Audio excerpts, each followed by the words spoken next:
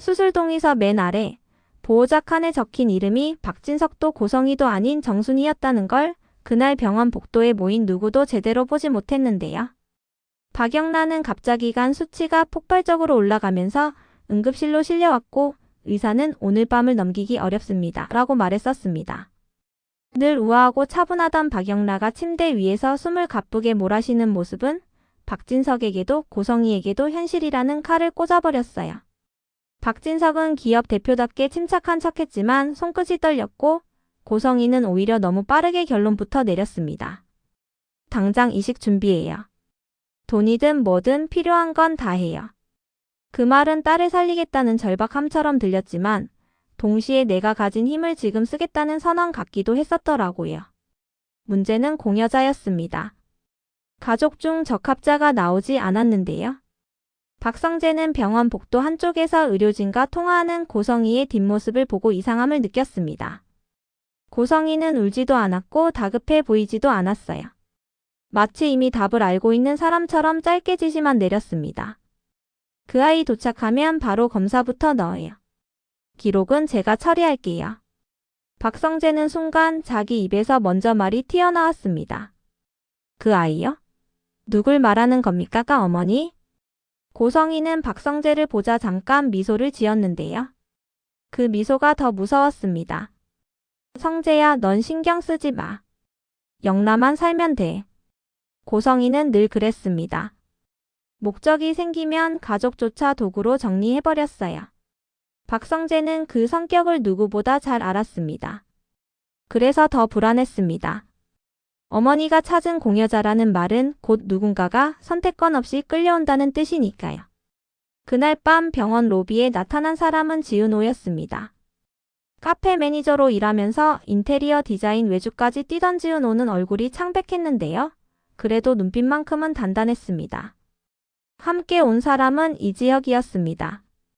비혼주의라며 늘 감정을 깔끔하게 정리해 보이던 이지혁이 그날만큼은 표정이 정리되지 않았습니다. 지은호가 한 걸음 걸을 때마다 이지혁이 반 박자 늦게 따라붙는 모습이었어요. 박성재가 다가가 물었습니다. 은호 씨, 여긴 왜? 지은호는 말끝을 삼키다가 조용히 답했습니다. 제가 적합하대요. 박성재는 그 한마디에 등줄기가 서늘해졌습니다. 적합 판정은 우연일 수 있죠. 하지만 고성이가 사람을 찾아서 데려왔다면 그건 우연이 아니라 계획입니다. 지은호는 정순이에게 키워진 딸입니다. 정순이는 작은 식당을 운영하며 딸을 지키듯 키웠고 아들 지강호는 늘 누나와 비교하며 열등감과 불만을 숨기지 못했습니다. 그런 집안에서 자란 지은호는 남에게 패 끼치지 말자는 마음이 몸에 배어 있었는데요. 그래서인지 지은호는 병원에서 검사 결과를 듣자마자 이렇게 말했었습니다. 제가 할 수 있는 일이면 할게요. 그 말을 들은 이지혁이 처음으로 목소리를 높였습니다. 그게 내가 해야 할 일이야. 내 인생은? 지은호는 고개를 들지 않고 대신 짧게 웃었는데요. 그 웃음이 더 아팠습니다. 선배, 예전엔 제가 선배 마음 하나 얻으려고도 뭐든 했잖아요. 이번엔 제가 저를 위해서 하는 거예요. 그래야 마음이 안 무너질 것 같아요. 이지혁은 그 말에 말문이 막혔습니다. 지은호의 고백을 거절했던 기억이 그날 병원 냄새랑 섞여서 다시 올라왔거든요. 거절은 끝난 줄 알았는데 사실은 지은호의 인생 한복판에 계속 남아있었던 겁니다.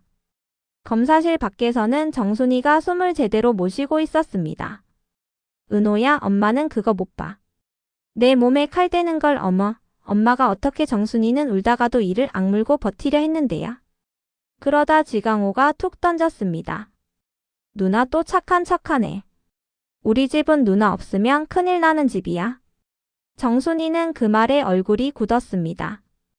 지강호는 늘 누나를 사랑하면서도 미워했는데요.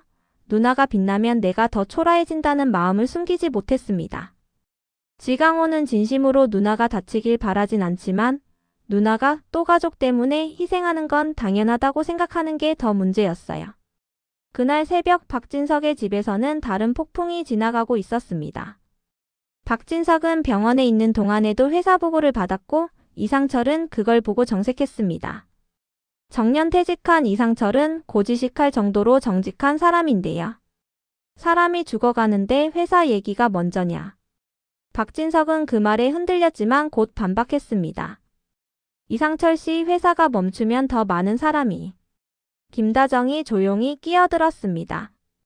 그 말로 사람 마음을 눌러버리면 결국 아무도 안 남아요. 김다정은 온화한 말투인데도 그날은 단단했습니다. 이 지역의 어머니로서 지은호의 마음이 어디로 가고 있는지 본능적으로 알아챈 듯했어요.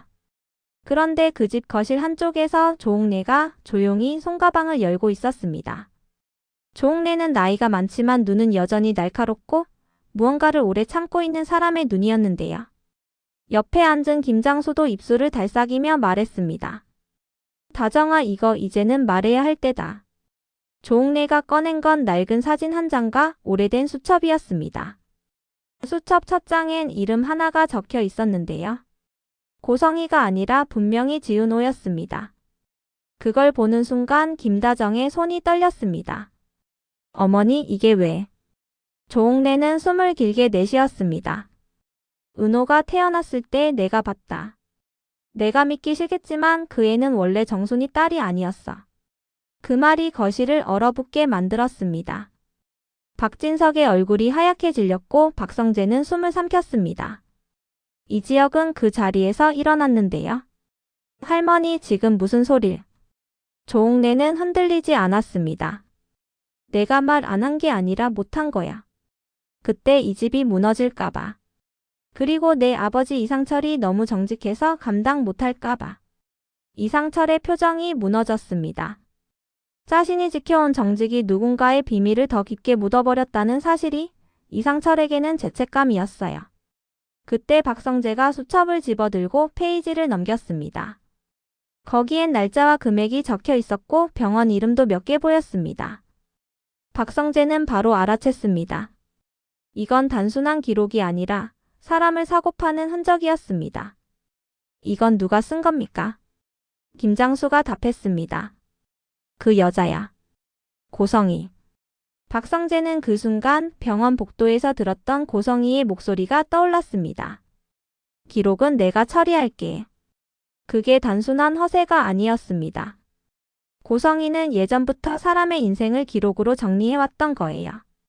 병원에서는 수술 준비가 시작됐고 지은호는 공여자 서류에 사인을 하려다 멈칫했습니다. 보호자 연락처 여기 정순이 엄마 번호 써도 되죠? 간호사는 고개를 끄덕였는데요. 그때 고성희가 나타나 서류를 낚아채듯 가져갔습니다. 아니요. 그건 내가 써요. 지은호가 놀라 바라보자 고성희는 낮게 속삭였습니다. 너는 조용히 하면 돼. 내가 원하는 돈, 명예, 뭐든 줄 수 있어. 지은호는 그 말을 듣고 차갑게 웃었습니다. 저는 돈이 필요해서 여기 온 게 아니에요. 고성희는 그 짧은 거절에 얼굴이 굳었습니다. 고성희는 거절이라는 단어를 싫어합니다. 자신이 다지고 있어야 안심하는 사람이니까요. 그때 이지환이 병원에 들어왔습니다. 박영라의 운전기 사이자 보디가드인 이지환은 늘 몸이 먼저 움직이는 타입인데요. 그날은 손이 떨렸습니다. 박영라를 지켜야 하는데 아무것도 할 수 없어서요. 이지환은 지은호를 보자 갑자기 멈췄습니다. 은호 누나? 지은호는 이지환을 본 적이 없다고 했는데요. 이지환은 오히려 오래전부터 지은호를 알고 있는 표정이었습니다. 이지환은 말을 삼키고 눈을 내리깠습니다. 마치 말하면 안 되는 걸 입에 물고 있는 사람처럼요. 수술실 불이 켜지고 시간이 흐르면서 복도는 점점 사람들의 감정으로 꽉 찼습니다. 정순이는 기도하다가도 분노가 올라와서 손을 꽉 쥐었고 지강호는 복도 의자에서 다리를 떨며 왜 나한테 이런 거리라고 중얼거렸습니다. 이수빈은 SNS에 올릴 듯 말 듯 휴대폰을 만지작거렸는데요. 그러다 스스로를 혐오하듯 폰을 꺼버렸습니다. 이수빈은 계산적이지만 그날만큼은 내가 너무 얄팍해 보인다는 걸 본인도 느꼈던 거예요.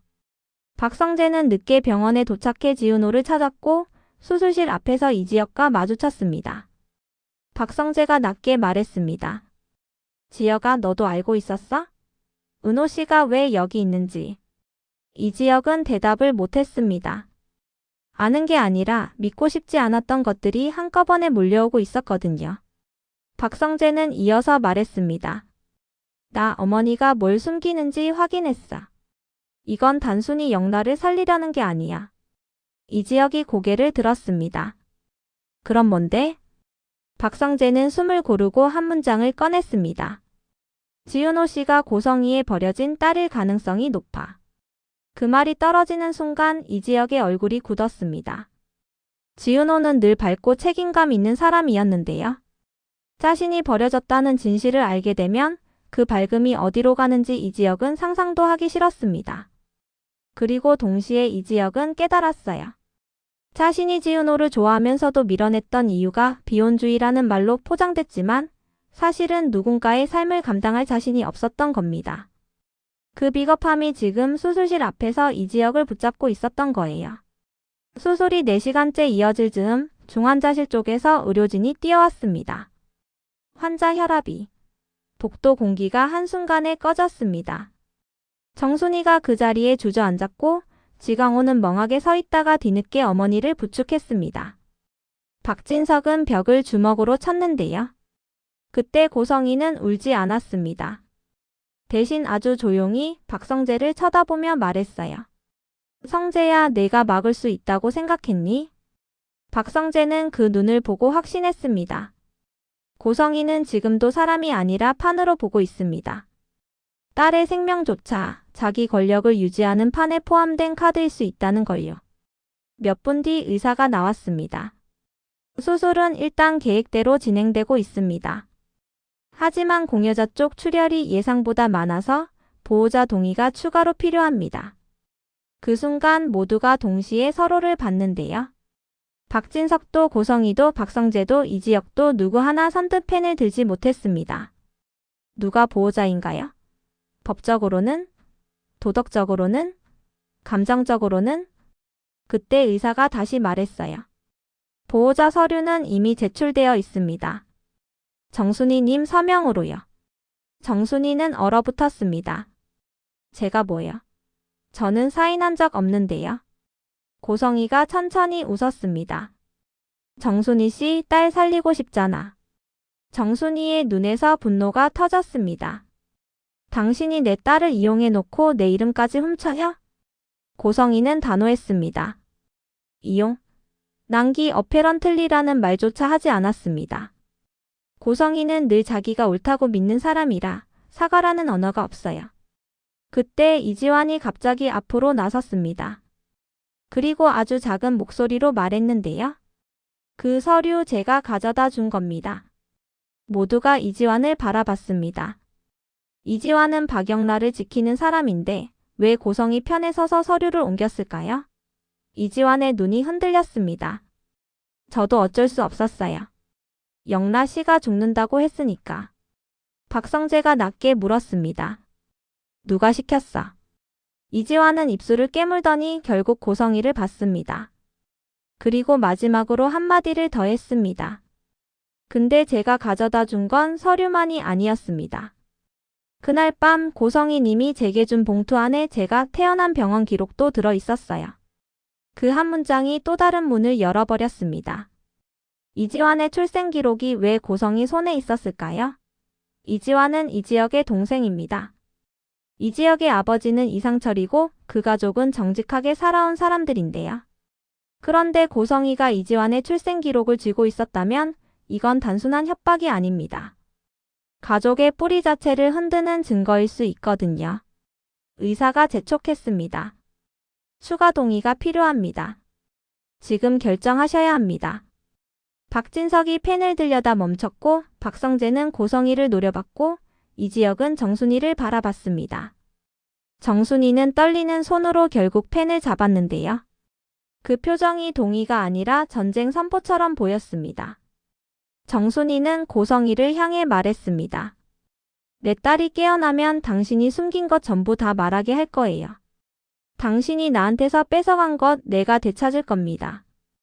수술실 문이 다시 닫혔고 복도에는 숨소리만 남았습니다. 그 사이 이수빈은 조옥래 옆에 앉아 조심스럽게 물었습니다. 할머니, 우리 집은 원래부터 이렇게 뒤틀려 있었던 거예요? 조옥래가 대답했습니다. 뒤틀린 게 아니라 숨긴 거지. 숨기면 굼고 곪으면 터진다. 그 말에 김장수가 덧붙였는데요. 근데 터질 때가 가장 무섭다. 누가 다치느냐가 문제니까. 몇 시간 뒤 지은호는 눈을 뜨지 못했고 박영라도 아직 위험했습니다. 의사는 이틀이 고비라고 했는데요. 그런데 그날 밤 병원 주차장에서 박성재가 누군가와 통화하는 고성희를 또 봅니다. 고성희는 낮게 말했어요. 기록은 예정대로 바꿔요. 지은호 쪽은 자발적으로 남겨. 나중에 여론이 필요해. 박성재는 그 순간 손이 차가워졌습니다. 지은호의 희생을 감동 서사로 만들어 고성희 자신이 다시 올라서려는 겁니다. 사람을 살리는 일이 아니라 자기 이미지를 살리는 일로 바꾸려는 거예요. 박성재는 그 자리에서 결심했습니다. 이번엔 내가 끝내겠습니다. 그런데 바로 그때 누군가 박성재에게 문자를 보냈습니다. 발신자는 등록되지 않은 번호였고 내용은 단 한 줄이었는데요. 지은호가 고성희 딸이라는 증거 내가 가진 것만이 아니야. 이지환도 그날 태어났어. 박성재는 휴대폰을 쥔 채 멈춰 섰습니다. 지은호의 출생 비밀만으로도 모든 게 뒤집히는데 이지환까지 여긴다면 이야기는 가족 드라마가 아니라 가계도 자체가 바뀌는 사건이 됩니다. 이지혁의 가족, 이상철과 김다정의 삶, 박진석의 과거, 고성희의 계략이 한 줄로 연결되는 순간이니까요. 그리고 그때 회복실에서 간호사가 뛰어나왔습니다. 지은호 씨가 잠깐 의식을 되찾았어요. 근데 첫마디가 이상합니다. 이지혁이 거의 뛰다시피 달려갔습니다. 간호사가 떨리는 목소리로 말했습니다. 지은호 씨가 그러셨어요. 내가 진짜 딸이 맞아요? 라고요. 지은호는 아직 아무것도 모르는 얼굴로 이미 가장 아픈 질문부터 꺼내고 있었습니다. 그 질문을 누가 먼저 지은호에게 넣어버린 걸까요? 고성희일까요? 박진석일까요? 아니면 이지환의 출생 기록을 쥐고 흔들어온 그 익명 번호의 주인일까요? 이제 남은 건 한 가지입니다.